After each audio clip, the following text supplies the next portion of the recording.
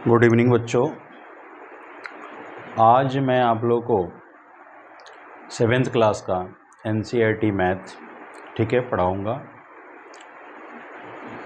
इसमें fourth unit होगी जिसका नाम है सरल समीकरण। ठीक है बेटा। और सरल समीकरण में सबसे पहले हमें ये जानना होगा कि सरल समीकरण होता क्या है। ठीक है, तो आओ मैं आप लोगों को बता रहा हूँ कि सरल समीकरण होता कैसे है। ठीक है बेटा। सबसे पहले मैं एक एग्जाम्पल लेता हूँ, ठीक है, कि समीकरण होता क्या है। देखो बेटा, मैं यहाँ 2x प्लस का 4 लिया, इक्वल यहाँ मैं 8 कर लिया। ठीक है, तो जो बीच में हमारा इक्वल का साइन यानी बराबर का साइन है, ठीक है, ये हमेशा बेटा यानी ये शो करता है कि दोनों साइड जो है वो इक्वल है। अब इसमें दो बातें आती हैं, एक चर राशि होती है, एक अचर राशि होती है। ठीक है, तो हमेशा बेटा हम चर राशि को निकालते हैं। ठीक है, चर राशि चलयमान है, वो उसका मान बदल भी सकता है, लेकिन अचर जो है फिक्स है। जैसे कि यहाँ 8 है, 8 जो है 8 ही है। ठीक है, लेकिन चलो ये तो हम हायर क्लास में पढ़ेंगे। यहाँ आपको यानी सेवेंथ स्टैंडर्ड में जानना है, ठीक है, कि फाइंड आउट करेंगे कैसे। ठीक है, लेकिन उससे भी पहले मैं आप लोगों को एक बात बता दूं कि जब बीच में बराबर आ जाता है तो इस साइड को हम बायां पक्ष कहते हैं। क्या कहते हैं बेटा? बायां पक्ष। और इधर वाला होता है दायां पक्ष। ठीक है, तो कहने का अर्थ है कि जब भी यानी कोई भी चर राशि का जो वैल्यू होगा अगर हम पुट करते हैं तो दोनों साइड में बेटा अगर इक्वल आ जाता है तो वो जो समीकरण है, ठीक है, एकदम बैलेंस यानी सेटिस्फाई है। जब सेटिस्फाई है तो उसका यानी जो भी चर राशि है उसका मान जो भी हम पुट किए हैं वो हमारा राइट होगा। और जब तक वो इक्वल नहीं होता है तब तक हमारा रॉन्ग होता है। ठीक है, वो उसका सोल्यूशन नहीं होता है। ठीक है, जैसे कि अब मान लो यहाँ पे हम सिंप्लीफाई करते हैं तो 2x, अब ये देखो ये 4 है, अब उधर जाएगा तो 8 माइनस का 4 हो जाएगा, तो ये इक्वल में बेटा 4 आया, तो 2x इक्वल हमारा 4 हो गया, तो x निकालते हैं तो 4 अपॉन का 2 यानी आपका 2, यानी x का जो वैल्यू है हमेशा यहाँ 2 आया। तो अगर हम यहाँ 2 रखते हैं तो देखो 2 इंटू 2, यहाँ मैं सेटिस्फाई करके दिखा रहा हूँ, 2 इंटू 8 2 और प्लस का 4, देखो इधर बेटा 8 है, अब ये भी आपका क्या हो गया 4 प्लस का 4 यानी 8, ये भी 8 इक्वल 8, यानी दोनों साइड में हमारा 8 8 आ गया। इट मीन्स क्या है कि x का जो वैल्यू हमारा 2 आया वो एकदम राइट है। क्लियर, कोई इसमें दिक्कत नहीं है। लेकिन इसे हल हम कैसे करेंगे, इसमें कुछ बेसिक्स बेटा फॉर्मूले हैं, ठीक है, जो बेसिक हमेशा वो बच्चों को याद करना है। तो आओ मैं यहाँ पे मैं बता देता हूँ इन्हें हल कैसे करते हैं। ये पहले तो बेटा नोट कर लो, ठीक है, एक सिंपल से एग्जाम्पल में देकर समझाया हूँ, और इस लेक्चर में केवल मैं हिंदी मीडियम के बच्चों को, ठीक है, पढ़ा रहा हूँ। अगला लेक्चर बेटा इंग्लिश मीडियम वालों का होगा, सेम टॉपिक। ठीक है, अब देखो यहाँ पे बेटा दो तीन मैं बात इसके लिए मैं बता रहा हूँ कि जब ये इक्वल है और इस साइड में प्लस है, तो जब बेटा यानी इसे हम कहेंगे क्या, बायां पक्ष। क्या कहेंगे बेटा? बायां पक्ष। और इस साइड वाले को हम कहेंगे क्या, दायां पक्ष। ठीक है, तो जब भी बेटा बायां पक्ष से दायां पक्ष में प्लस जाएगा, ठीक है, तो ये माइनस हो गया। ये बात हमेशा याद रखनी है। ठीक है, इसमें यही हमें करना है, और हमेशा चर और अचर राशि को देखना है। ठीक है, अचर को एक साइड में करना है और चर को एक साइड में करना है। अब देखो, अब जब माइनस यहाँ से इस साइड में आएगा तो हमेशा प्लस होगा। एक तो बेटा हमेशा ये दिमाग में बैठा कर रखिए। ठीक है, प्लस माइनस का हो गया। अब आपको मैं बता रहा हूँ दूसरा फॉर्म। ठीक है, ये तो पहला हुआ। दूसरा इसी तरह अगर इधर बेटा इनटू है, ठीक है, मल्टीप्लाई है, और इक्वल के इस साइड में जाएगा, जब इधर ये जाएगा तो हमेशा बेटा डिवाइड के रूप में जाएगा। ठीक है, और जो डिवाइड है, डिवाइड अगर इस साइड में आता है तो हमेशा मल्टीप्लाई के रूप में होगा। बस यही चीज़ें हमें याद करके रखनी है और कुछ याद नहीं करना है। ठीक है, तो आओ अब मैं आप लोगों को जो प्रश्नावली आपका 4.1 है इसे मैं समझाता हूँ कि कैसे हम लोग करेंगे। ठीक है, सबसे पहले देखो बेटा कि ये क्वेश्चन कुछ ऐसे, ठीक है, सारणी में दी गई है और यहाँ हमें बताना है कि जो चर का मान है, ठीक है, वो क्या इस समीकरण में, ठीक है, सही है या नहीं है। ठीक है, ये हमें सेटिस्फाई करके देखना है। तो मैं पहले भी बताया कि जो भी चर का मान आता है अगर वो समीकरण में हम पुट करते हैं और दोनों साइड में इक्वल हो जाता है तो राइट उसका आंसर है। अगर जब तक नहीं हो रहा तब तक वो राइट नहीं है। तो सेम पहले यानी ये जितने भी इसमें क्वेश्चन दिए हैं, जितने भी पार्ट हैं, इसमें यही हमें चेक करना है और इसका आंसर हमें यस नो में देना है। ठीक है बेटा, तो आओ मैं आप लोगों को समझा रहा हूँ। पहले सबसे पहले बेटा ये नोट कर लो, नोट कर लिए हो। चलो अब मैं एक एक करके ये चीज़ बता रहा हूँ, ध्यान से देखते चलो। यहाँ देखो एक्स इक्वल, ठीक है, फर्स्ट में एक्स इक्वल 3 है और यहाँ एक्स प्लस 3 है। तो एक्स के स्थान पे अगर मैं 3 यहाँ रखता हूँ, ठीक है, तो हमारा क्या होगा 3 प्लस का 3 इक्वल 0। ये गलत है क्योंकि इस साइड में हमारा मान लो कि वैल्यू पुट कर रहा हूँ तो ये 3 प्लस का ये 3 ये 0 है, इधर 6 है, यानी 6 इक्वल 0। ये पॉसिबल है नहीं है ना। तो इसलिए बेटा इसे हम क्या लिखेंगे कि नहीं, नहीं में हमें आंसर देना। पहला हमारा क्या होगा नहीं। अब दूसरे की बात करते हैं। एक्स इक्वल अगर मैं यहाँ पे 0 करता हूँ तो देखो 0 प्लस का यहाँ 3 हुआ, इधर 0 है, तो 3 इक्वल 0। ये कभी इक्वल है? ये नहीं इक्वल है। ये भी इक्वल बेटा क्या है? नहीं है। जब दोनों इक्वल नहीं है तो हम इसको भी हम क्या लिखेंगे? नहीं। ठीक है, अब तीसरे क्वेश्चन पे देखता हूँ कि एक्स इक्वल माइनस का 3 दिया है। तो यहाँ एक्स के स्थान पे माइनस का अगर मैं 3 रखता हूँ तो क्या बनेगा बेटा कि माइनस का 3 और प्लस का 3 इक्वल 0 है। तो ये दोनों कट गया, यानी 0 बराबर 0, ये दोनों के दोनों साइड में वेरीफाई हो गया। इट मीन्स ये क्या है बेटा? ये सही है, यानी हाँ। ठीक है, अगला क्वेश्चन देखो। अगला यहाँ कह रहा है कि 7, तो एक्स के स्थान पे अगर मैं 7 रखा तो 7 माइनस का 7 इक्वल इधर 1 है। तो ये दोनों तो कट गया, तो 0 इक्वल 1, ये कभी भी इक्वल नहीं है, ये नॉट इक्वल है। ठीक है, नॉट इक्वल जब है तो ये बेटा क्या है? नहीं। ठीक है, इसी तरह अगले में देखो, अगर x के स्थान पे 8 में यहाँ रखता हूँ तो देखो 8 माइनस का 7 इक्वल 1, तो 1 इक्वल 1, ये राइट है, तो ये होगा हाँ। ठीक है, अगला देखो, x के स्थान पे अगर 0 में रखता हूँ तो 0 में किसी से मल्टीप्लाई करोगे तो हमेशा क्या होगा? 0। तो यहाँ देखो ये 0 इक्वल ये 25 हो गया, ये जो कि नॉट इक्वल है, तो हमेशा इसके लिए क्या होगा? नहीं। ठीक है, अगला देखो, एक्स इक्वल 5 दिया है, तो यहाँ 5 इंटू 5 रखता हूँ, ये 25 पहले से है, तो यहाँ देखो ये आपका 25 हो गया इक्वल 25, ये राइट है, दोनों साइड में इक्वल हो गया, तो ये राइट है, यानी हाँ। ठीक है, अगला देखो इसी तरह एक्स इक्वल आपका क्या है? माइनस का यहाँ पे बेटा ये 5 है। ठीक है, तो एक्स इक्वल अगर माइनस यहाँ 5 रख रहा हूँ तो यहाँ क्या हो जाएगा बेटा? 5 यहाँ रख रहा हूँ माइनस का, तो यहाँ 25 हो गया और इक्वल में यहाँ क्या है? 25। ये दोनों इक्वल नहीं है, ठीक है, नॉट इक्वल है, तो ये नहीं होगा।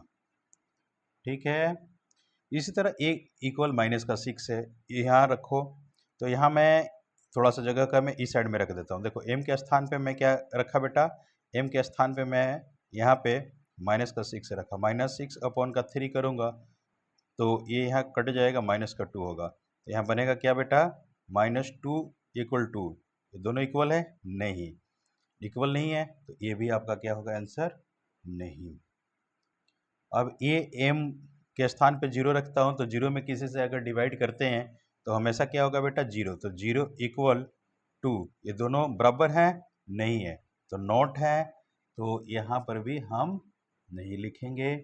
ठीक है, अगला देखो, m इक्वल 6 है, तो m के स्थान पे यहाँ 6 रखो, यहाँ मैं हल कर देता हूँ। देखो यहाँ m के स्थान पे 6 रखा, अपॉन में 3 इक्वल 2, तो इसे काटोगे तो 2, यानी ये 2 इक्वल 2 हो गया, यानी ये राइट है, यानी हाँ। लास्ट वाला क्या होगा? हाँ। तो बेटा जितना जल्दी हो सके ये सारा का सारा नोट कर लो, बहुत ही सिंपल है। ठीक है, अब अगला जो है वहाँ से हमें ठीक है सिंप्लीफाई करने होते हैं और उसे हम बढ़िया से एक एक करके देखेंगे। चलो बेटा, ये नोट कर लिए हो? नोट कर लो बेटा। चलो बेटा, मैं रफ कर रहा हूँ।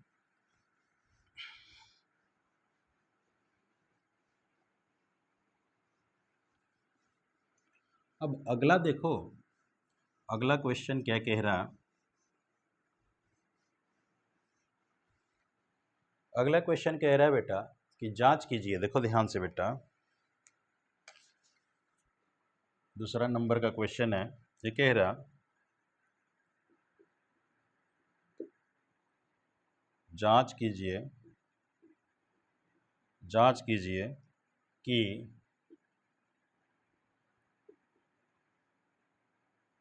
कोष्ठकों में दिए हुए मान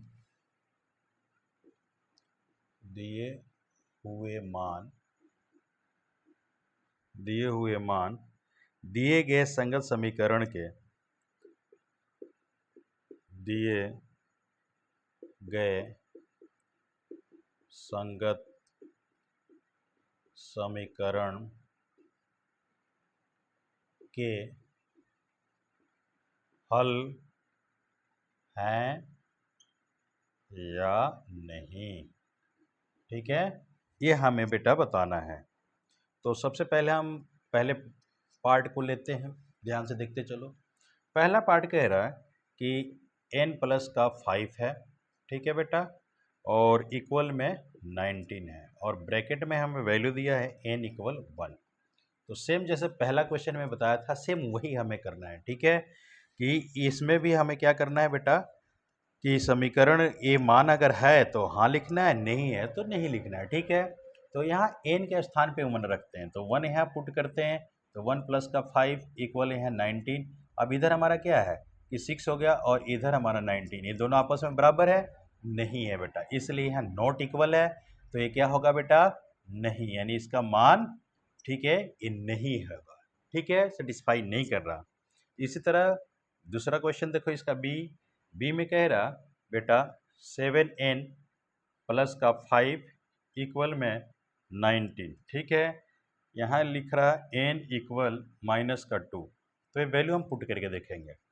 n के स्थान पे बेटा ये माइनस का हम 2 रखेंगे, तो 7 माइनस का यहाँ 2 कर दिए क्योंकि ये गुणा में है, प्लस का ये 5 हो गया इक्वल 19। ये गुणा करोगे तो माइनस का 14 प्लस का 5 इक्वल 19 है। ये जब सिंप्लीफाई करोगे तो माइनस का बेटा 9 आएगा, क्योंकि ये 14 बड़ा है, इसमें से 5 ठीक है सब्ट्रैक्ट कर रहे हो तो माइनस का 9 बनेगा। 9 और इक्वल ये 19, दोनों देखो ये आपस में इक्वल है? नहीं है बेटा। ठीक है, इसलिए इसका भी आंसर क्या होगा? नहीं, ये भी बेटा ठीक है हल नहीं है। अच्छा जी, अगला जो है वो देखो, सी कह रहा 7n प्लस का 5 इक्वल 19। ठीक है, अब यहाँ पे n इक्वल क्या दिया है कि n इक्वल आपको 2 दिया है। अब n का मान हम यहाँ रखेंगे बेटा इस n के पास, तो 7 प्लस इंटू में हम 2 कर देंगे और प्लस का 5 रखेंगे इक्वल 19। अब ये क्या मल्टीप्लाई करोगे तो 14 हो गया, प्लस का ये 5 इक्वल 19। तो देखो इधर जोड़ोगे तो 19, इधर 19, यानी दोनों आपस में बराबर है, तो ये सही है। तो ये हाँ, यानी ये हल है। ठीक है, ये 3 हो गए बेटा। अब अगला आपको मैं बताने जा रहा हूँ, देखो डी जो है, डी नंबर पे ये क्या है 4p माइनस का 3 इक्वल में 13। ठीक है, और यहाँ क्या दिया है बेटा? p का मान 1 दिया। अब p जहाँ पे है वहाँ पे 1 रखेंगे, तो आपको पता है कि 1 से किसी में मल्टीप्लाई करेंगे कोई चेंज नहीं होगा, तो हम क्या करेंगे बेटा 4 इंटू 1 माइनस का 3 इक्वल 13। ठीक है, 13 ही दिया है बेटा, देख लेना बढ़िया से। अब ये मल्टीप्लाई करोगे तो 4 माइनस का 3 इक्वल 13, सिंप्लीफाई करोगे तो 4 में से 3 गया 1, और इधर आपका क्या है 13। ये देखो आपस में दोनों बराबर हैं, लेफ्ट हैंड साइड और राइट हैंड साइड इक्वल हो रहे हैं? नहीं है, यानी दोनों साइड बेटा इक्वल नहीं है, तो यहाँ पर हम लिखेंगे नॉट इक्वल, ऐसे केवल हम काट देंगे तो ये नहीं यहाँ लिखेंगे कि ये नहीं है हल, ठीक है। अच्छा जी, ई में देखो, ई कह रहा है कि 4p माइनस का 3 इक्वल में ए भी 13 है यानी 13 है, और p का मान माइनस का 4 दिया हुआ है, ठीक है। तो ये p का वैल्यू हम यहाँ पे पुट करेंगे। देखो 4 यहाँ गुणा में करके माइनस का हम 4 कर दिए, और माइनस का यहाँ 3 लिखे, ये 13 है ही। ये गुणा करो तो माइनस का ये 16 माइनस का 3 इक्वल में 13, ये दोनों जोड़ोगे क्योंकि ये भी माइनस है तो माइनस माइनस, ठीक है, ये 19 होगा इक्वल में 13, जो कि दोनों ये आपस में इक्वल नहीं है, तो ये भी नॉट इक्वल में है, इसका भी आंसर होगा नहीं, ये भी सोल्यूशन नहीं है। अब अगला देखो क्वेश्चन, एफ में कह रहा कि 4p माइनस का 3 इक्वल में ये 13 है, ठीक है। यहाँ दिया है p इक्वल 0, ठीक है। अब p के स्थान पे मैं बेटा 0 रख कर देख रहा हूँ, तो देखो 4, ठीक है, इंटू में 0 माइनस का 3 इक्वल है 13 हो गया। ये जब मल्टीप्लाई करूँगा तो 0 होगा, 0 माइनस 3 इक्वल 13। अब इधर 0 में से 3 माइनस करेंगे तो केवल माइनस का 3 होगा, ठीक है, इक्वल 13। ये दोनों आपस में इक्वल है बेटा, कभी भी इक्वल नहीं होंगे, ठीक है, इक्वल नहीं है, इसलिए इसका भी आंसर नहीं होगा, ठीक है। ये सारे के सारे बेटे सेकेंड पार्ट के भी निपट गए। सेकेंड जो क्वेश्चन दिए हैं सारे पार्ट ये क्लियर हो गए। जितना जल्दी हो सके बेटा सारे के सारे नोट करो, ठीक है बेटा। उसके बाद मैं अगला पार्ट आपको बता रहा हूँ।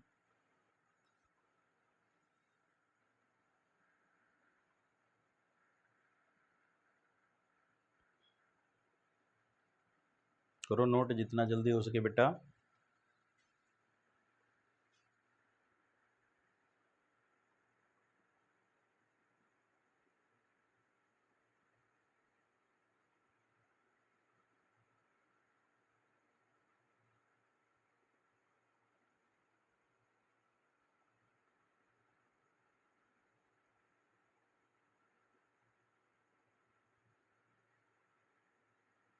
नोट कर लिए?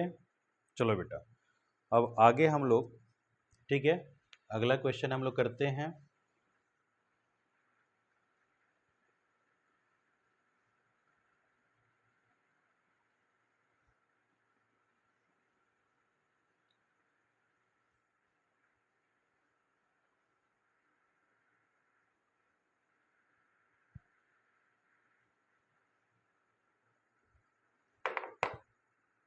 अगला क्वेश्चन कह रहा तीसरा, ठीक है, ये कह रहा है बेटा कि प्रयत्न और भूल विधि से निम्नलिखित समीकरण को हल कीजिए। देखो बेटा, ये 3rd नंबर पे है,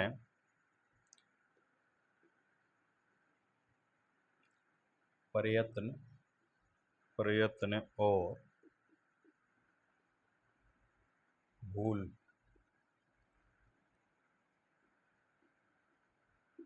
विधि से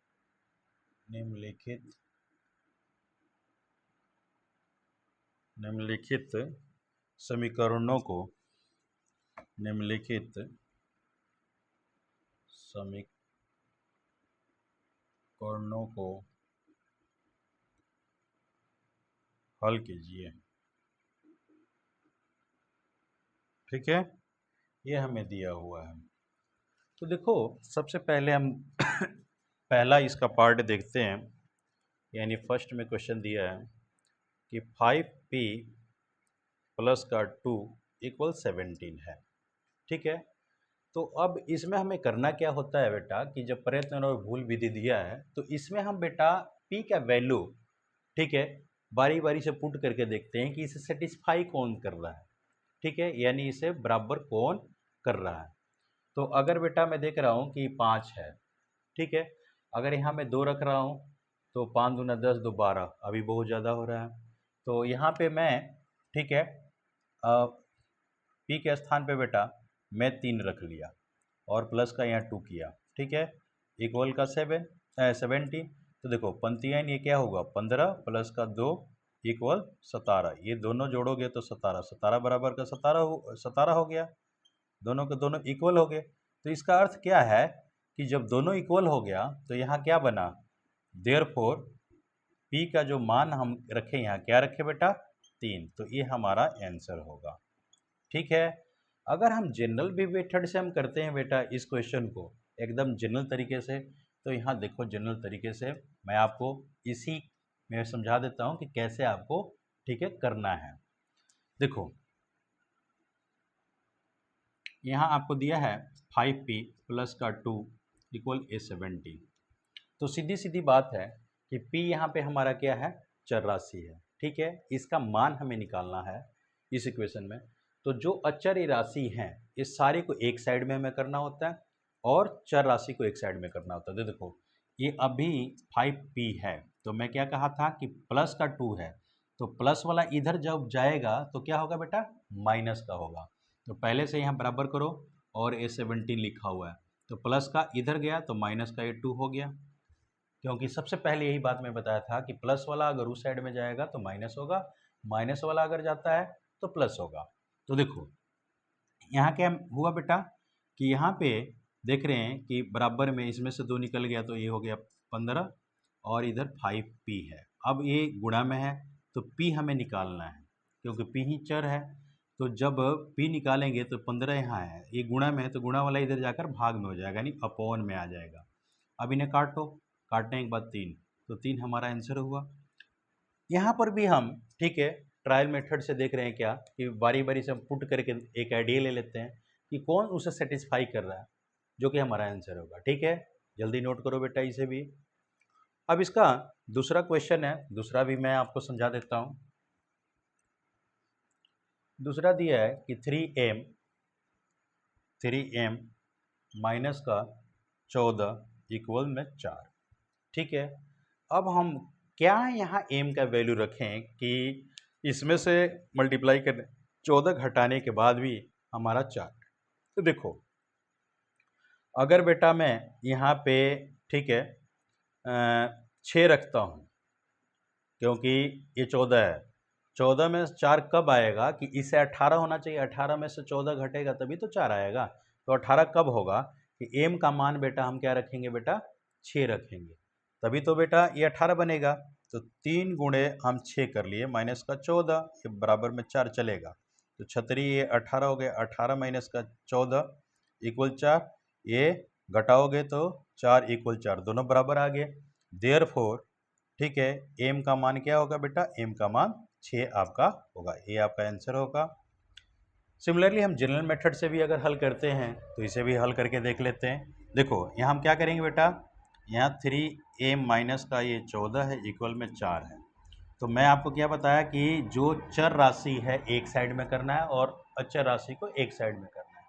तो अचर राशि हमारे पास क्या है, ठीक है, ये सारी की सारी अचर राशि है, तो एक साइड में ले जाओ। तो यहाँ देखो 3m, अब ये प्लस है माइनस है तो उधर जाकर प्लस हो जाएगा, और पहले से 4 यहाँ प्लस है तो ये 4 रखो, उधर जाकर ये क्या हो गया, प्लस का 14 हो गया, क्योंकि माइनस वाले को बताया था कि माइनस जब उधर जाएगा तो प्लस हो जाएगा। ठीक है, तो अब यहाँ से क्या हो गया बेटा, ये 18 हो गया, और इधर कितना है 3m है, तो हम m यहाँ निकालेंगे तो ये 3 इसके अपॉन में जाएगा, क्योंकि अब ये मल्टीप्लाई में है, मल्टीप्लाई वाला इधर जब जाता है तो भाग में चला जाता है, नहीं डिवाइड में चला जाता है, तो 18 अपॉन का 3 हो गया, ये काटो तो 6, यानी m इक्वल क्या बना बेटा 6, ये आपका आंसर हुआ। ठीक है, दोनों तरीक़े से मैं समझा दिया, नोट कर लो। अब इस क्वेश्चन में भी 2 ही पार्ट थे, दोनों के दोनों मैं क्लियर करा दिया। अब अगला पार्ट जो है मैं बताने जा रहा हूँ, जल्दी से नोट कर लो बेटा, नोट कर लिए बेटा। चलो अब अगला देखो बेटा क्वेश्चन।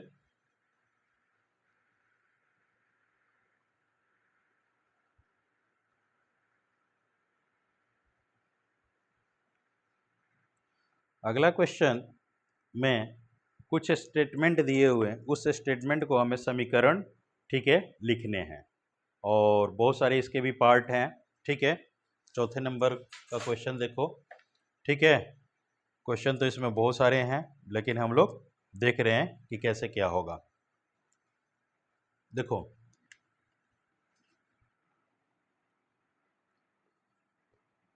चौथे नंबर में है कि निम्नलिखित कथनों के लिए समीकरण दीजिए। यहाँ लिखा है निम्नलिखित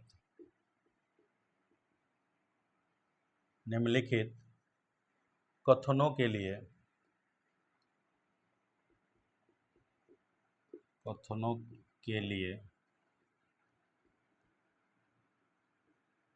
समीकरण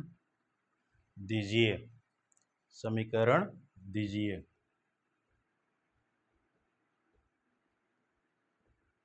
देखो बेटा, यहाँ पे पहला पार्ट कह रहा कि संख्याओं x और 4 का योग 9 है। बहुत आसान होता है बेटा, बस केवल समझने की बात होती है। पहला क्वेश्चन देखो, यानी संख्याओं x और 4 का योग 9 है। ठीक है, ये है आपका स्टेटमेंट। अब इसे हमें क्या करना है बेटा कि इस चीज़ को एक हम समीकरण में बदल दें। यानी कह रहा है संख्याओं, यानी संख्या यहाँ क्या है, x है और एक आपका 4 है। x के बारे में पता नहीं, क्योंकि एक x आपका क्या है, चर राशि है। इसके बारे में पता नहीं कि है क्या और होगा क्या, तो हमें कुछ करना नहीं है। जैसे कह रहा है वैसे हमें यहाँ लिख देना है। देखो, x और 4 का योग, तो यहाँ क्या करेंगे बेटा, x प्लस का हम 4 कर देंगे, योग 9 है तो इन दोनों को जोड़ दिए, बराबर में 9 लिख दिए। ये आपका आंसर। ठीक है, मुश्किल है। इसी तरह बेटा आपका सेकंड नंबर क्वेश्चन देखो।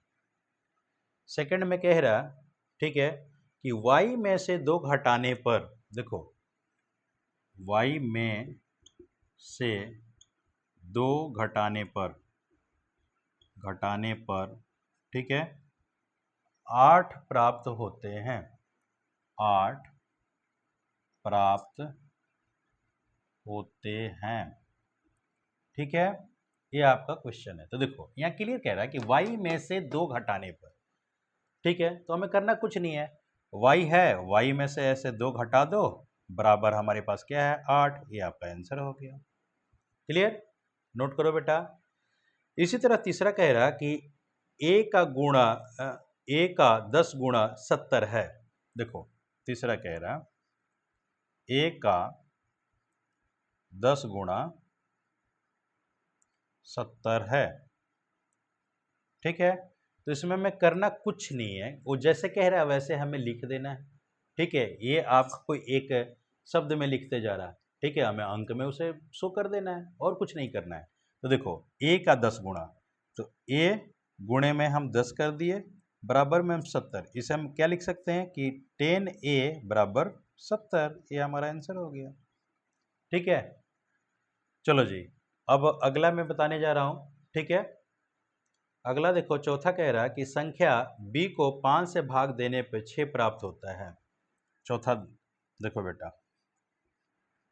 संख्या, ठीक है, b को 5 से भाग देने पर ठीक है, भाग देने पर 6 प्राप्त होता है। 6 प्राप्त होता है। कुछ इसमें नहीं करना है बेटा, ये सिंपल सा कह रहा है कि b को 5 से भाग देने पर, तो b है, इसको 5 से भाग देना है, यानी 5 से हम इसमें भाग दे दिए तो हमें 6 प्राप्त हुआ, बराबर में हम 6 कर दिए, आंसर हो गया। जैसे वो कह रहा है वैसे आप लिख दो। ठीक है, नोट कर लिए बेटा ये।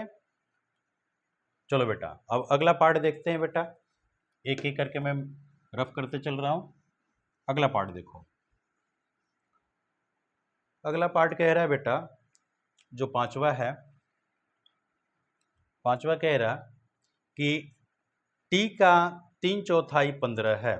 यहाँ दिया है t का 3/4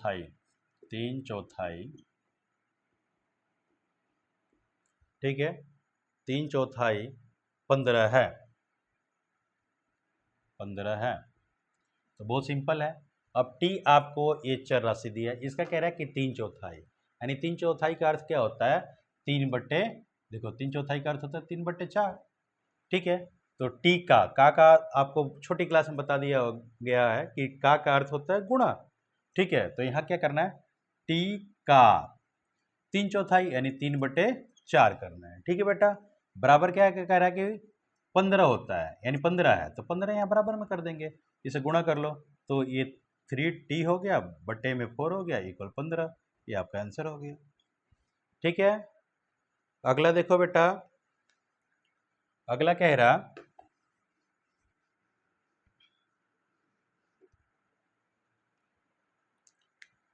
रहा कि m का 7 गुणा और 7 का योगफल आपको 77 देता है। देखो छठा, m का 7 गुना और 7 का योगफल, ठीक है, आपको 77 देता है। ठीक है, देखो ये आपका क्वेश्चन है। अब m का 7 गुना का अर्थ ही होता है बेटा गुणा का निशान, तो 7 गुणा कह रहा, तो m गुणे 7 में कर दिया, और 7 का योगफल प्लस कर हम 7 कर देंगे, योगफल का अर्थ होता है जोड़, आपको 77 देता है, यानी ये सारे के सारे कितने हैं, 77 के बराबर है। इन्हें सिंप्लीफाई कर दो, ये पहले लिख लो, तो 7m प्लस का 7 इक्वल 77, ये आपका आंसर हो गया। ठीक है, अब देखो बेटा सातवां इसमें क्वेश्चन कह रहा है कि एक संख्या x की चौथाई ऋण 4 आपको 4 देता है। यानी यहाँ कह रहा है कि एक संख्या, ठीक है, अब संख्या में पता नहीं है कि क्या कह रहा है, एक संख्या x की चौथाई, ठीक है, यानी एक संख्या x की, ठीक है, चौथाई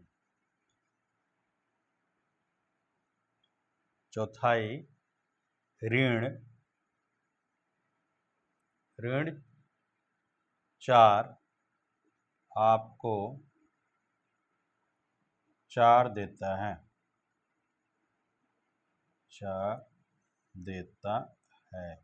ठीक है, तो सिंपल सी बात है कि एक संख्या x, संख्या आपका क्या है, x है, तो x की चौथाई, तो x का चौथाई, ठीक है, यानी गुणा 1/4, एक चौथाई होती है, और ऋण का अर्थ होता है माइनस, और 4 यहाँ ऋण करना है, आपको 4 देता है। ठीक है, तो इन्हें मल्टीप्लाई कर लो, तो x में 1 से मल्टीप्लाई करोगे x अपॉन का 4 माइनस का 4 इक्वल 4, ये आपका आंसर हो गया।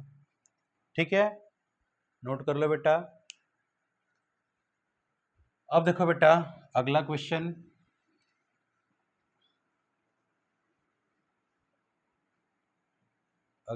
है बेटा आठवां कह रहा, यदि आप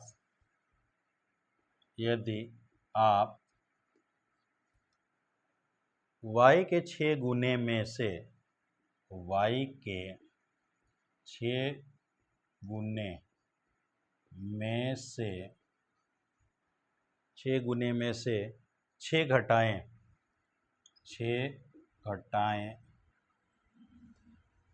6 घटाएं तो आपको 60 प्राप्त होता है, तो आपको 60 प्राप्त होता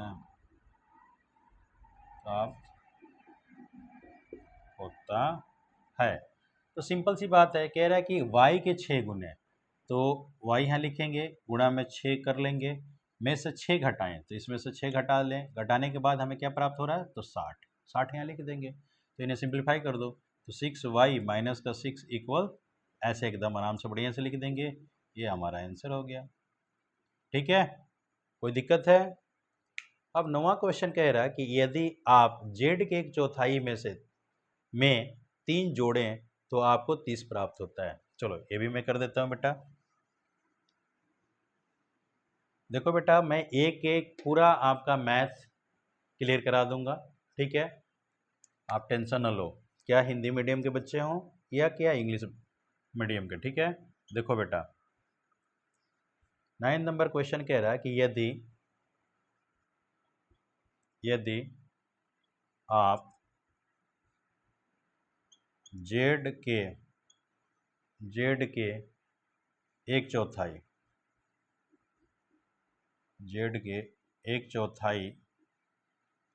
में, एक चौथाई नहीं है, एक तिहाई है बेटा, सॉरी बेटा, एक यहाँ तिहाई लिखा है, एक तिहाई में तीन जोड़ें तो आपको 30 प्राप्त होता है, 30 प्राप्त होता है। देखो सीधी सी बात है, जेड के एक तिहाई का अर्थ होता है 1/3, के का यहाँ दिया है तो गुणा कर लो, एक तिहाई ये हुआ, प्लस का 3 जोड़ो, बराबर हमें 30 प्राप्त हुआ। तो इससे गुणा करोगे तो जेड ही हो जाएगा, तो जेड अपॉन का 3 प्लस का 3 हो गया, इक्वल में 30 हो गया। ये आपका आंसर हो गया, ठीक है। मुश्किल है बेटा, जल्दी नोट कर लो बेटा। तो मैं बहुत स्पीड भी किया, तो आधे घंटे के अंदर अंदर मैं आप लोगों को 4 तक क्वेश्चन इसमें कंप्लीट करा दिया, ठीक है। अब कुछ इसके क्वेश्चन जो हैं, ठीक है, सामान्य कथनों के रूप में दिए हुए हैं, ठीक है, और इन्हें सामान्य कथन के रूप में ही हमें लिखना पड़ेगा, ठीक है, जो कि मैं ये अब अगले लेक्चर में, ठीक है, आप लोग को कराऊंगा, ठीक है बेटा। तो जितना भी क्वेश्चन मैं कराया, ठीक है, बढ़िया से देखो, इसका एक और पार्ट मैं, ठीक है, लूँगा, और उस पार्ट में जितने क्वेश्चन हैं तकरीबन 6 के कुछ पार्ट है और 5 है, यानी 5 और 6 रह गए हैं, वो सारे के सारे अगले में मैं कंप्लीट करा दूंगा, ठीक है बेटा।